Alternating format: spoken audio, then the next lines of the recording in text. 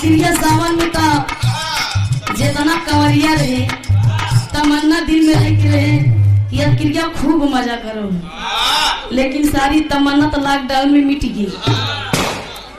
लेकिन कौन दुल्हन कहे अपने सैया से का कहे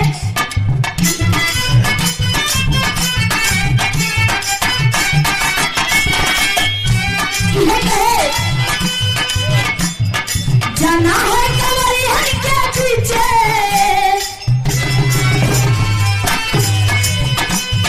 जाना है कंवरिया के पीछे बलहुमा कोई फोटो न खींचे।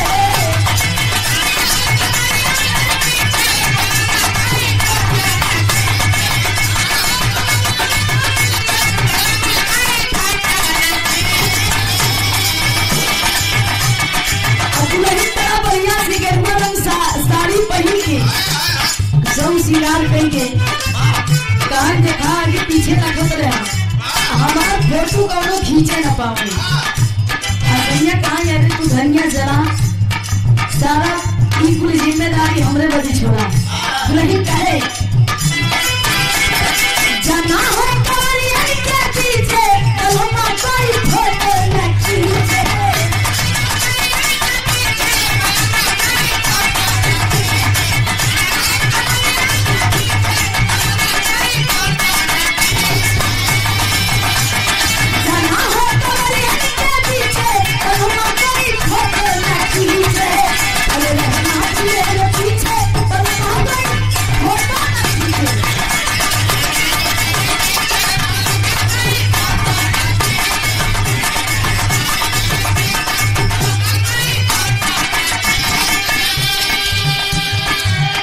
लेकिन जब हम देखे वाले रहे भाई नहीं मेरी दुल्हन बा भाई की देखभाल करे तो पड़ी कहे दुल्हन बारे या भिंगाई न बहरी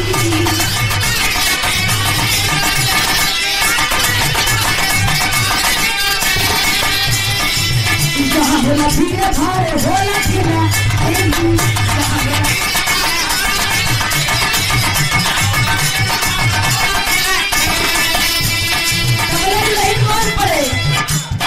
रखना भगवान जरा नीचे,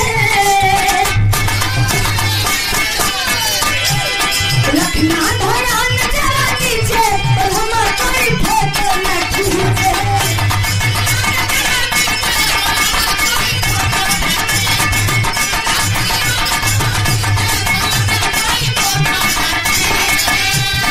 रखना भगवान जरा नीचे बलहुमा कोई फोटो न खींचे। दुनिया में मेरे पीछे बलहुमा कोई फोटो न खींचे।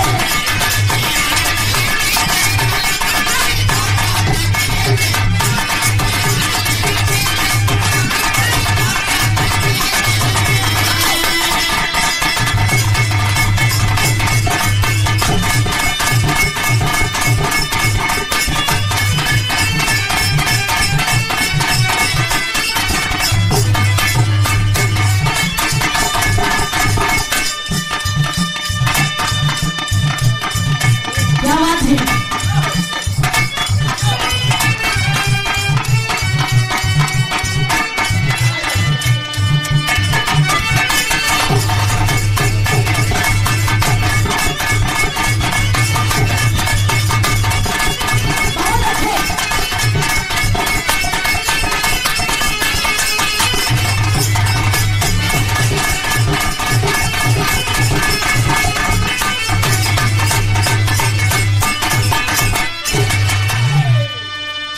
उधर से लोग गीत सुनने की मिला कि लक्ष्मण की शक्ति बाण जब लगी थी तब मर्यादा पुरुषोत्तम श्री राम अपने गोद में लेटा के रो रहे थे और लक्ष्मण के जीवित करे खातिर कई उपाय कई जतन किए। जहां तक सुपंखा भी चाहत रहे कि लक्ष्मण न मरे जी जाए, रावण भी चाहे कि न मरे जी जाए। आई मार साहब बजा के 5 मिनट के लोग गीत बा।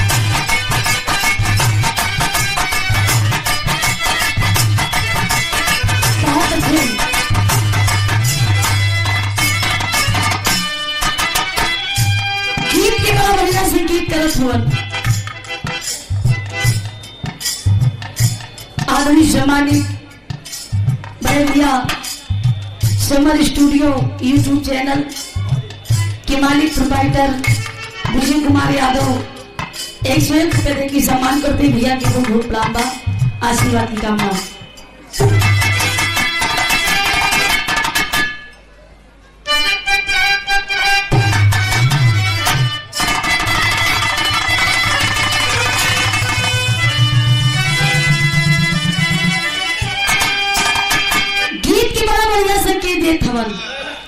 गीत के हमारे स्वर्गीय जनाब भद्रली गुरु जी गाया करते थे। कैसन मार साहब आंगने में फूल ही फूल दो आंगने में फूल ही फूल दो बजना बधैया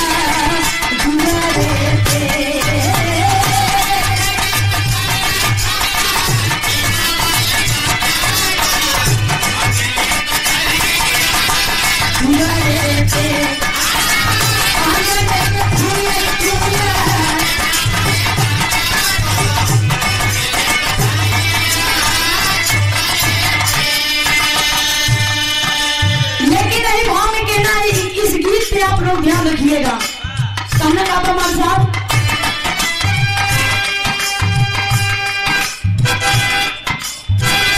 ये उस समय की बात है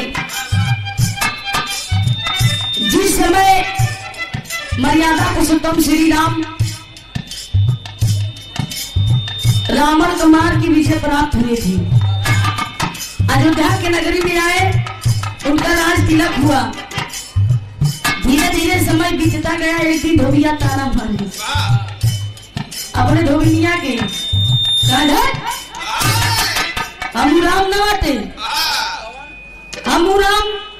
नवाटे कि रावणवा एक दिन चुरा के लगे फिर नहीं आके बैठा ली हम धोबी आई वो भरे ठाई मरबू तू लाठी भाग जब तो गुप्तचर श्री राम के थे जाके बताए तो जंगल में छुड़वा दिए लक्ष्मण के साथ। और वही जंगल में दुई ललना पैदा भये लव लव कुश वाल्मीकि कुटिया में। तो एक दिन भगवान शर्माई सीता पूजा पाठ दुर्गा माई की करत रही और तमन्ना दिल में यही रही कि ये माई हमरे भगवान श्री राम का हमरे स्वामी का कैसे हम देख ले जिगरा हरियर हो जाए। माई दुर्गा से प्रार्थना करत थी।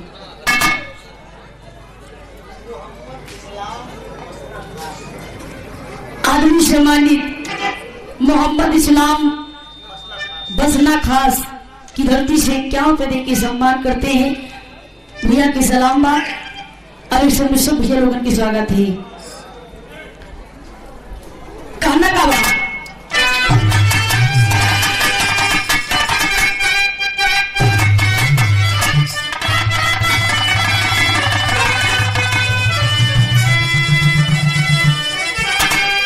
दुर्गा माई से माई सीता कहा थी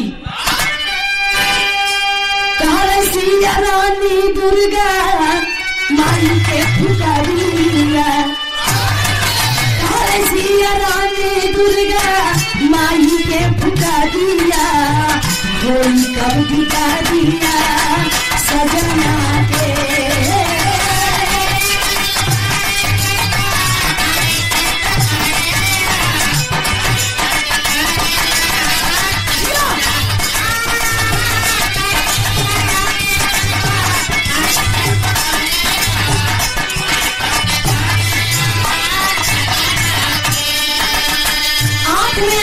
दुर्गा माई के सामने विनती करत है कि माई हमार कौनो तमन्ना ना बा आपसे कुछ ना चाहिए सिर्फ हमार सैया की एक बार मुलाकात करवा दा। हम अपने सैया से मुलाकात करनी चाहते ही भेंट करनी चाहते ही शकल दिखी चाहते ही लेकिन वोट का मार साहब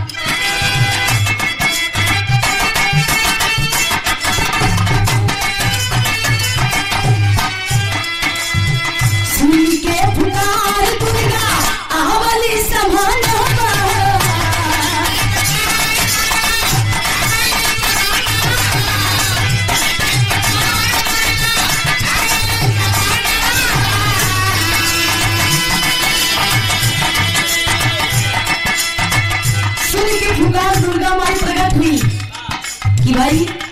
मेरी बेटी मुझे आवाज दे रही है किसी कष्ट में, तो जब आवाज देती है तो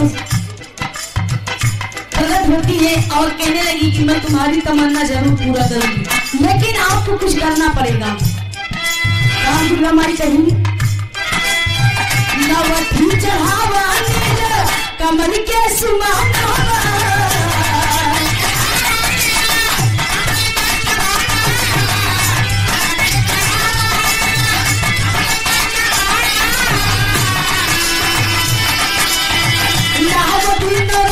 में बन के पुजरिया दिन रातन में बन के पुजरिया बोली पुजरिया चलना से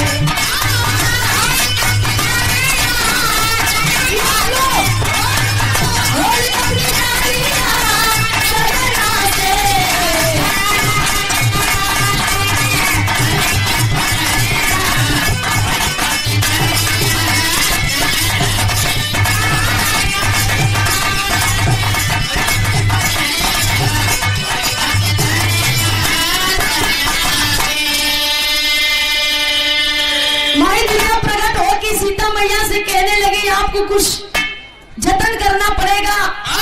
आपसे स्वामी से कब मुलाकात होगा, कब आप उनका दर्शन करेंगी। मैं आपको एक बात बताती हूँ कि आप अयोध्या में एक सरोवर है, अयोध्या में एक सरोवर है। आप नौठी चढ़ावा नील कमल के फूल, और वो अयोध्या में एक सरोवर है, उसी में नील कमल आपको मिलेगा।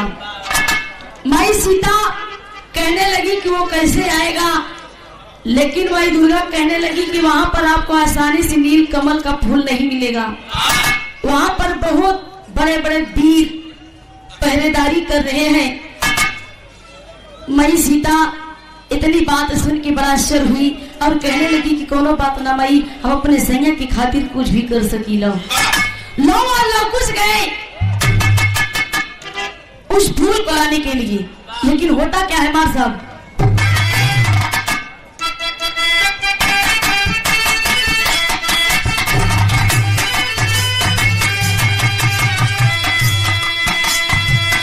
पांच फूल पांच हटिया जाही के लिया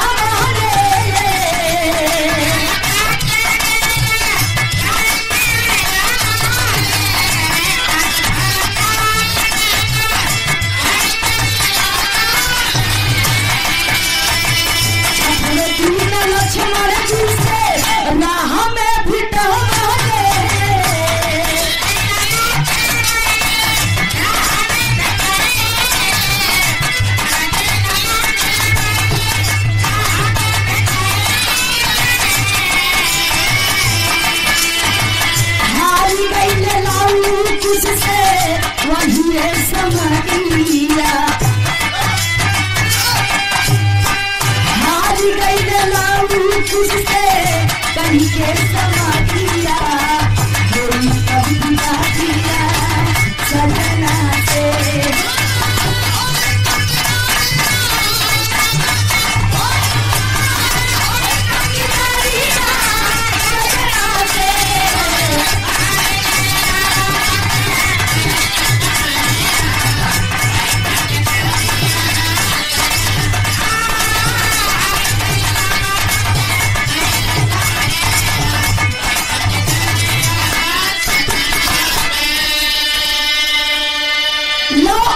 कुछ 5 दिन बड़ा धुआंधार लड़ाई हुआ उस नील कमल फूल की वजह से, लेकिन हार नहीं माने लव अपने माँ की इच्छा पूर्ण करने के लिए उस पहरेदारों से लड़े और वहीं पर 5 फूल लेकर आए। भाई 6वें दिन गए तो पहरेदारी ने लक्ष्मण से बताया कि छोटे छोटे बालक सरोवर में फूल लेने आए हैं। भागते भागते गए लक्ष्मण जी, आमना सामना हुआ और लक्ष्मण भी हार गए। होता क्या हमारे साहब,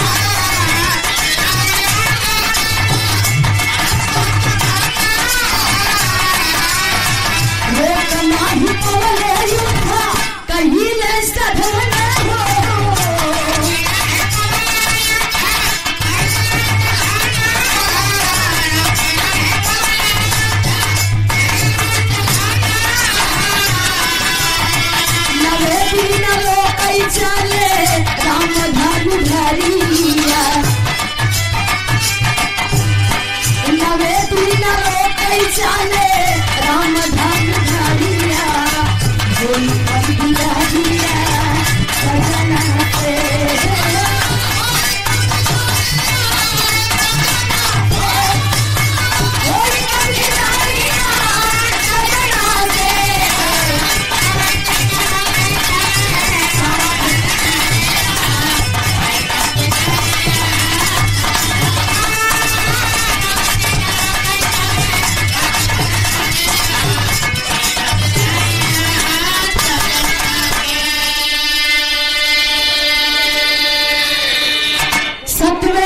लड़ाई हुई भरत शत्रुघ्न से।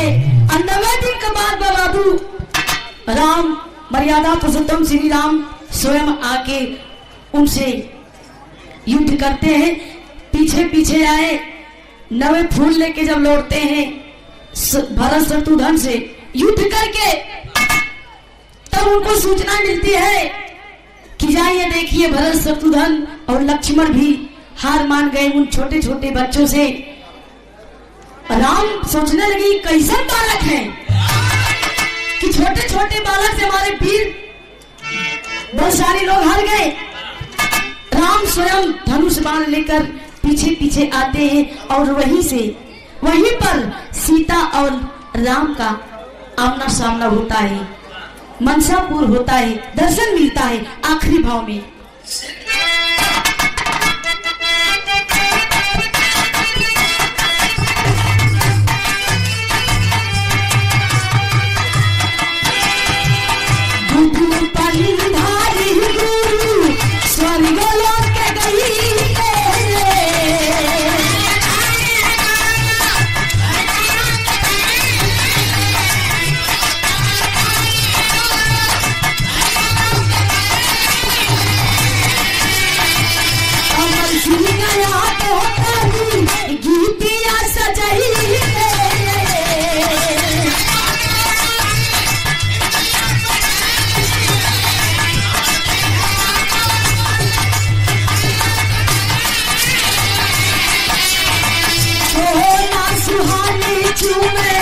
सभी के पलरिया